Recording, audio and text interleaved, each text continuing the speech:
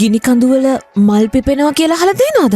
ගිනි කඳුවල මල් පිපෙනවා ඒ වුණාට පිච්චෙනවනේ. ඒ වුණාට මේ මලට එහෙම මුකුත් හානියක් වෙන්නේ නෑනේ. මීටර් 2600ක්. ඒ කියන්නේ අඩි 8500කට වැඩි උන්නතාංශයක පිහිටි නිද්‍රාශීලී ගිනි කන්දක් තමයි මවුනාකී කියලා කියන්නේ. මවුනාකී. ඔව්, ඒ මලේ නමත් මවුනාකීම තමයි. මේක දුර්ලභ හා විස්මයජනක දසුනක් කියලානේ අනේ කියන්නේ. හවායි වල විශාලම දූපතේ තමයි මේ විස්මයජනක ස්ථානය. ඒ කියන්නේ මේ මලේ වර්ධනය තියනවා කියලා කියන්නේ. ඉතින් මවුනාකී කියන ගිනි කන්ද ලෝකේ වඩාත්ම ක්‍රියාකාරී ගිනි කඳු වලින් එකක්ලුනේ. එතකොට මේ මල ජාතික සංකේතයක් විදියට තමයිලු හවායි දූපත්වල පිළිගන්නේ. ලස්සනට ඇති නේද? ලස්සනයි නේන්නම්. මේ අති දුර්ලභ මල හවායි වල නිවර්තන සිහින දර්ශනය මූර්තිමත් කරනවා කියලා තමයි ඒගොල්ලෝ විශ්වාස කරන්නේ. මේ මවුනාකී මල අඩි 6ක් විතර උස යනවලු. එතකොට පැලෑටි ආයු කාලය අවුරුදු 20ත් 90ත් අතර වෙනවා කියලානේ කියන්නේ.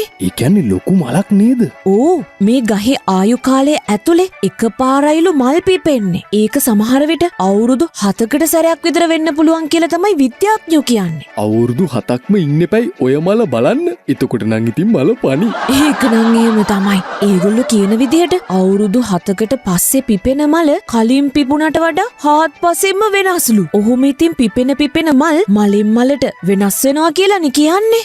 අපිලාගේ මෝනිං ෂෝ එක සතියේ දවස්වල උදේම අහන්න.